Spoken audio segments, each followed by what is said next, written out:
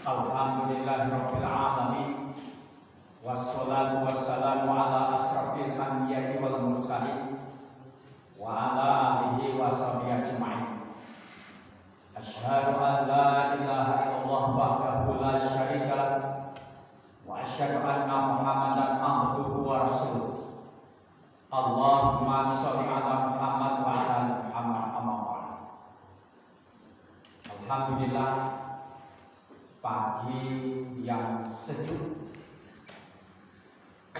gerimis atau berhujan, rintik-rintik atau berlebat, tidak menghalangi orang-orang yang beriman kepada Allah dan hari kemudian untuk memakmurkan masjid, melaksanakan sholat berjamaah di dalamnya.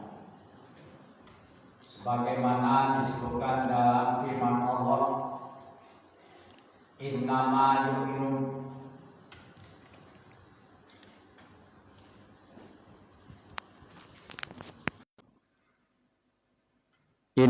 yu'minu yang ayatnya itu berbunyi tentang memakmurkan masjid.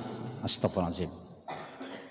Terjemahannya saja, sesungguhnya orang-orang yang memakmurkan masjid adalah orang yang beriman kepada Allah dan hari kemudian, yang tetap menegakkan salat, menunaikan zakat, dan tidak takut kepada siapapun kecuali hanya kepada Allah. Merekalah orang-orang yang memperoleh petunjuk. Al-Quran Surat At-Taubah ayat 18.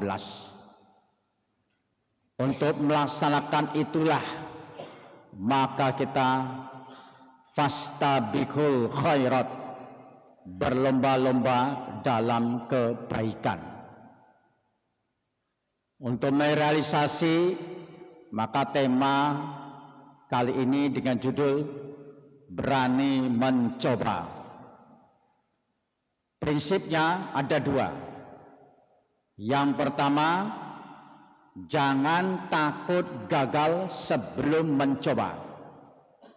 Kedua, jangan takut jatuh sebelum melangkah. Kesuksesan itu adalah milik orang-orang yang berani mencoba. Baik itu urusan dunia, apalagi urusan agama. Baik itu urusan kejahatan, apalagi urusan kebaikan. Semula dari berani mencoba. Tentu bagi kita orang-orang yang beriman, jelas mencoba untuk kebaikan. Di antaranya mencoba mengajak orang berbuat baik atau menyampaikan kebaikan. Balighu anni walau ayah, sampaikanlah daripadaku walaupun hanya satu ayat. Hadis riwayat Imam Bukhari. Sebagai contoh ilustrasi kebaikan, nanti juga saya berikan gambaran. Tapi gambaran kejelekan itu nanti menuju ke arah kebaikan. Contoh bagaimana kita berani mencoba untuk diri kita jadi orang baik. Misalnya berani menempati shaf pertama dalam sholat. Ini kalau tidak punya ilmu ya karena mental. Karena masih banyak orang-orang jadi ngerti, tapi karena mentalnya pakai ilmunya malas atau bahasa ngetrennya wegah, nggak mau, sukanya di pinggir-pinggir. Tapi ketika nanti di belakang imam orang yang tidak disukai malah nesu, kain neh. Pernah suatu saat saya ngimami sholat. Sampai tahu ya, ayo bapak-bapak, mas-mas, rapatkan shaf, maju bu. Itu pada sholat harian, oke. Biasanya paling banyak kan maghrib loh. Angel, tiba-tiba anak TPA lah. Kira-kira TPA ya umurnya 10 tahun lah. Langsung dia berdiri di belakang saya di shaf pertama, tepat. Baru lainnya maju, geser, rapat. Tiba-tiba ada orang yang nyeletuk. Dek, minggir dek. Langsung saya katakan, biarkan mas. Dia anak kecil, dia lebih tahu timbang Anda yang gede. Jadi mandang orang itu bukan karena dia statusnya anak, tapi dia mengerti tidak melaksanakan syariat agama. Kalau Anda nggak setuju, nah saya akan nyampaikan pada saat kutum. Kalau Anda nggak setuju, ya ganti dia, rebutan. Jangan disalahi dong. Sampai hadis mengatakan, seandainya kamu mengetahui keutamaan soft pertama, tentu kamu akan memperolehnya sekalipun diundi ya. Jadi ngerti toh? Nah, diam dia aja deh. Pernah lagi suatu saat, saya terbiasa maghrib isya itu ngikut pengajian, muter itu selama sepekan. Maksudnya, saya selalu terbiasa, sholat maghrib itu qomat seperti tadi, berdiri. Langsung berdiri.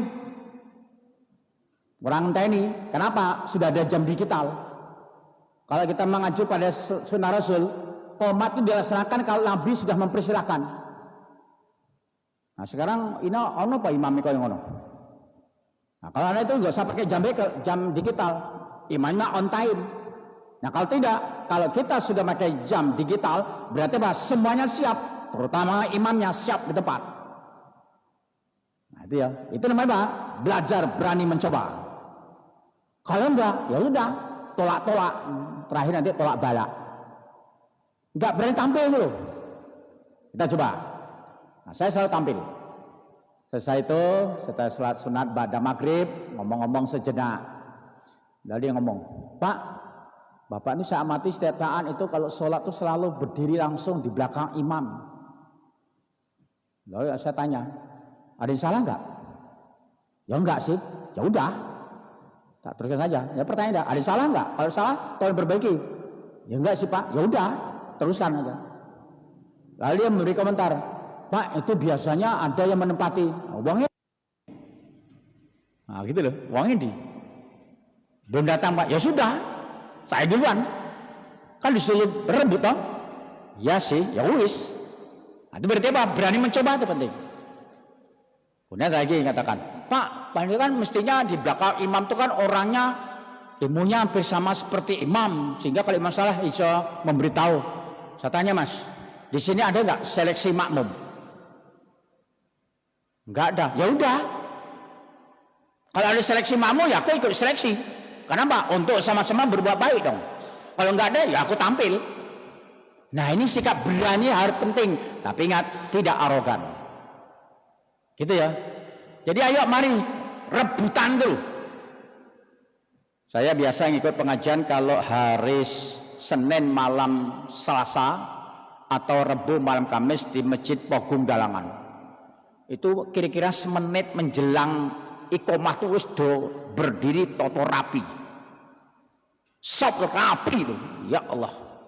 Seperti di Masjidil Haram dan Masjid Nabawi. Rapi. Orang dadak celingak-celingok kayak orang kelangan sandal. Rapi, rapat. Cuman kalau di Mekah atau Madinah itu mesake wong cilik orang Indonesia Pak, kegencet kan. Ya itu risiko itu. Itu semangat itu. Tapi enaknya setelah pulang kampung malah longgar-longgar. Aneh itu.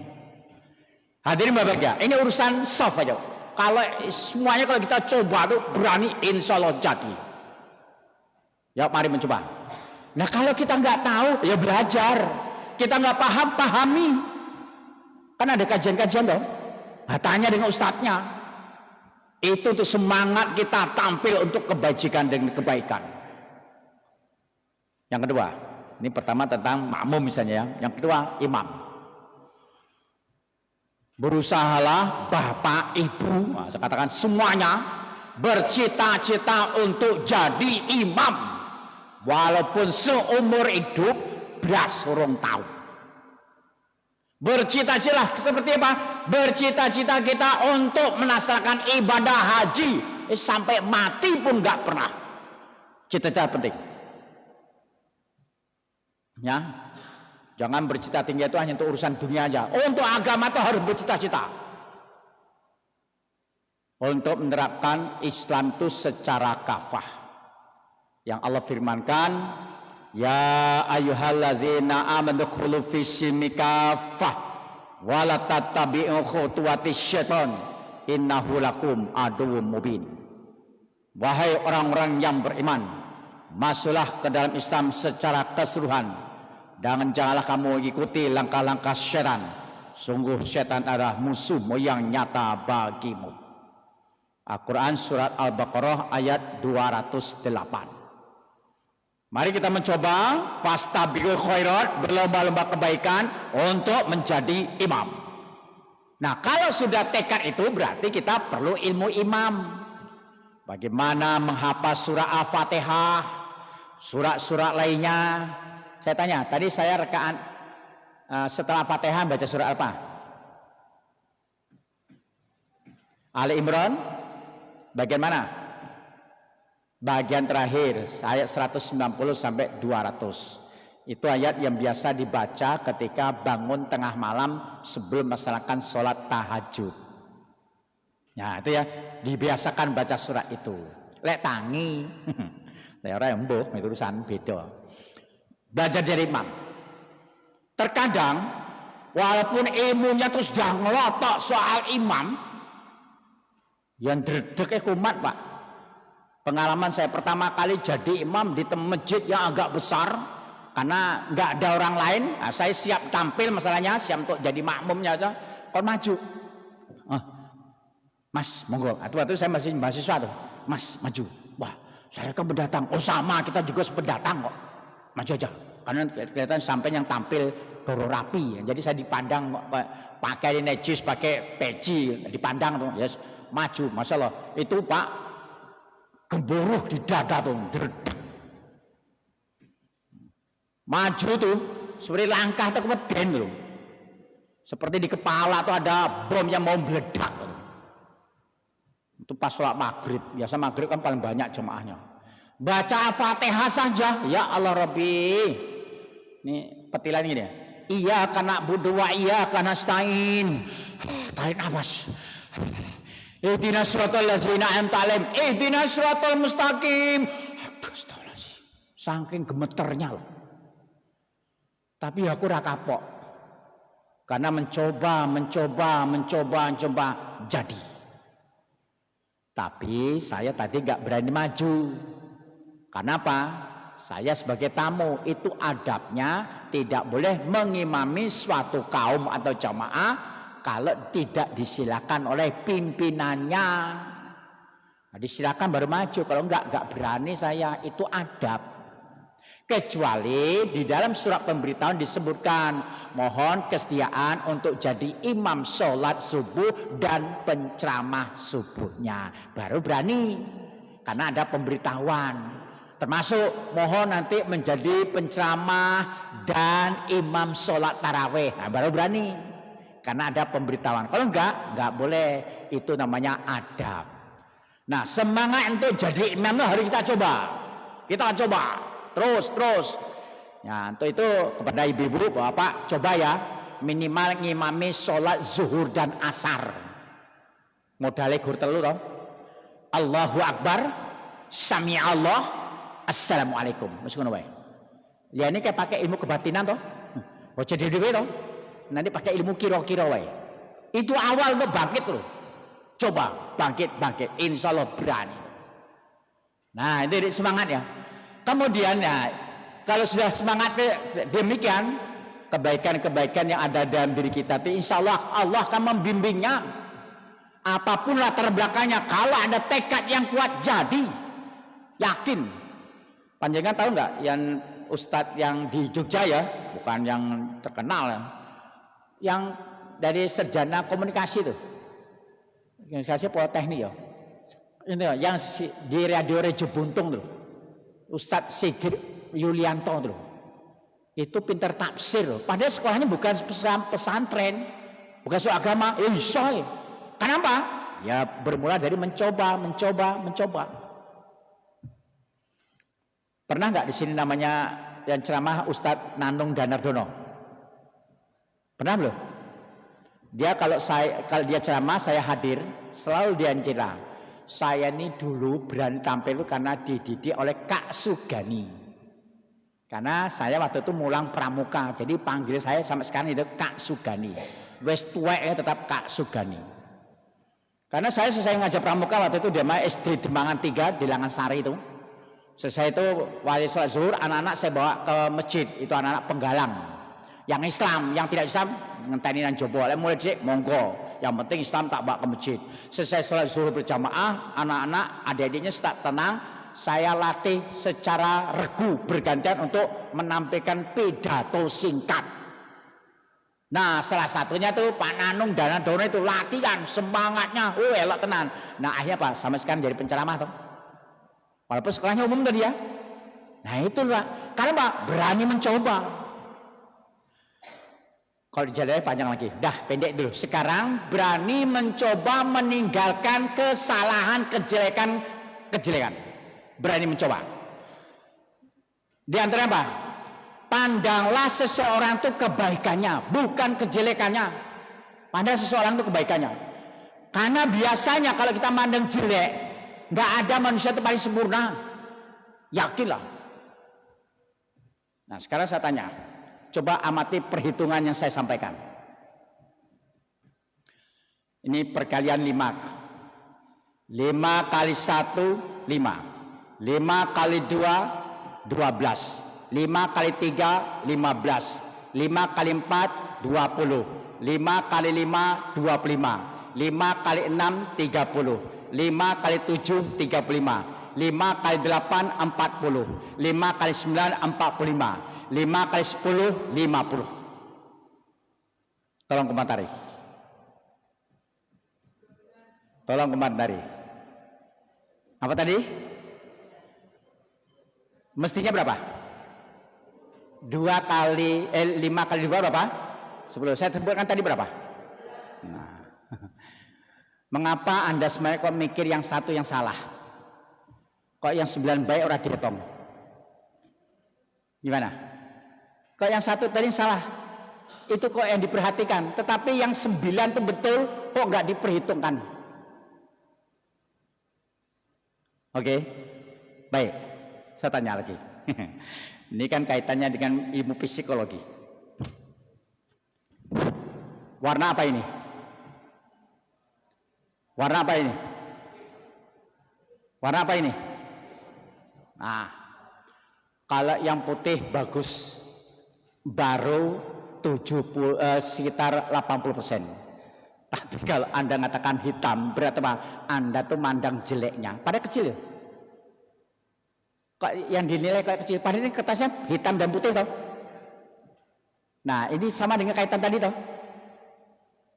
Jangan kita tuh mandang orang tuh jeleknya, pandang orang tuh kebaikannya. Karena kita sendiri kan bermula dari kita toh. Kita juga banyak salah toh. Nggak ada yang sempurna kok.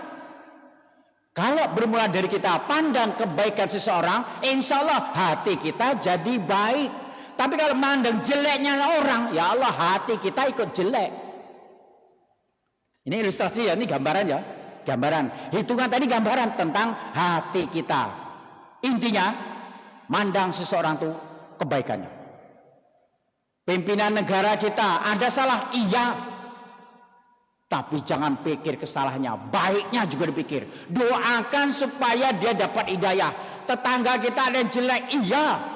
Kita juga gak lupa jelek. Yang penting bagaimana berusaha doakan dia untuk kebaikan. Itu namanya berani mencoba menilai kebaikan seseorang dari hati kita. Ya, mari kita coba memperbaiki hati kita untuk memandang orang itu dengan kebaikannya. Jeleknya ada, tapi jangan pandang jelek saja. Sehingga dalam kehidupan sehari ini penting. Biasanya pada sholat ini ada di beberapa masjid, lalu mengadakan tadarus. Sudah tadarus, bahasa tadarus ngobrol. Nah, nanti ngobrol ujung-ujungnya menceritakan aib orang lain. Kalau terjadi itu, wis ganti liane wae, masalah apa? Kalau nggak bisa, wis tinggal lunga wae. Itu artinya nggak setuju. Saya orang agak kendel Pak. Suatu saat penceramah tuh menceritakan jelek-jeleknya ini. Maaf Ustadz, tolong temanya pembicaranya dikembalikan ke temanya Ustadz. Mohon maaf Ustadz. Oh tak bengok ini mandek deh. Langsung kembali. Karena apa kok dibiarkan? Nah, kita mendengarkan aib orang tuh. Nah biasa berita aib itu lebih banyak tersebar. Itu namanya berani mencoba. Terakhir pengalaman. Karena ya kendel itu ukurannya kendel. Ketika kemarin 2025 Mei sampai Juli terakhir awal itu saya melaksanakan ibadah haji bersama istri 13 tahun menunggu ngantri. Rapopo yang penting mangkat. Lalu saya ditunjuk menjadi ketua regu untuk 10 orang. Padahal yang lainnya harus semua nom-nom, nggak tahu kok saya dipilih ya, semanut aja, pilih kok kendel. Nah ketika sampai di Mekah itu, di hotel namanya Hotel Aldera. Nah, kira-kira jam 10 sudah masuk hotel, saya tanya-tanya di mana masjidnya. Oh ada di lantai, jadi satu lantai itu masjid, bisa untuk muat 500 jamaah. Karena kami dipesankan zuhur asar sebaiknya jangan keluar dari hotel karena panas terik, betul ya, panas terik dan batuk orang ketulungan. Nah setelah itu ternyata sudah ada jamaah sana banyak, wah rame, berzikir, berdoa, sholawatan, semacam-macam. Itu sesuai dengan keyakinan paham masing-masing. Dan bar azan zuhur, wis kono wae sholawatan, macam-macam. Wassalamu alaik. Tahriman wis kono, itu paham masing-masing. Kemudian ngimami seorang maju. Wis ngimami itu ya saya ngikuti karena baru pertama kali masuk. Barak itu di zikir bersama suara lalu didoa, satu sholat sunat. Nah pada saat zuhur saya tanya kenalan. Kenapa? Assalamualaikum. Waalaikumsalam. Nama saya Sugani dari Yogyakarta. Bapak dari mana? Oh saya Pak Nanang dari Ciamis. Oh maaf Pak, tanya Pak, ini yang imami sudah ada ketentuannya Pak? Oh, enggak, siapa saja silahkan. Oke. Ngasar aku teko kono langsung Pak pasti komah itu karena saya lang datang itu gasik koma berdiri. Nah ketemu Pak Nanang, silakan Pak imami. Nggak ada lagi, belum datang Pak. Ya udah maju ngimami. Nah, terus saya malah jadi ngimami terus malah kerap. Nah, kadang ngasih kultum. Nah, itu kan kendel tuh, tapi tidak arogan. Sehingga ketemu misalnya di Masjidil Haram, ya Masjidil Haram sering ketemu itu. Ngundang saya bukan Sugani. Halo Pak Imam. Nah, nama saya Sugani. Nah, panjangan dari imam. Nah, sehingga ketua kabilah itu dalam keadaan kredit mencari mengatasi suasana itu. Saya selalu digali. Pak Gani mana ya? Saya Pak memimpin dungo. Waduh. Nah, siap Pak. Ngono aja. Nah, bar kuwi saya tanya, Pak, panjenengan kok ujuk-ujuk nunjuk saya. Apa sih Pak? Oh, kowe itu uangnya kendel. Loh, orang lain kan banyak Pak yang pinter. Oh banyak yang pinter, tapi enggak. Nah ini saya katakan, mari mencoba kebaikan-kebaikan dengan dua prinsip tadi. Jangan takut gagal sebelum mencoba. Jangan takut jatuh sebelum melangkah. Kesuksesan itu adalah milik orang-orang yang berani mencoba. Bila taufik wa hidayah. Assalamualaikum warahmatullahi wabarakatuh.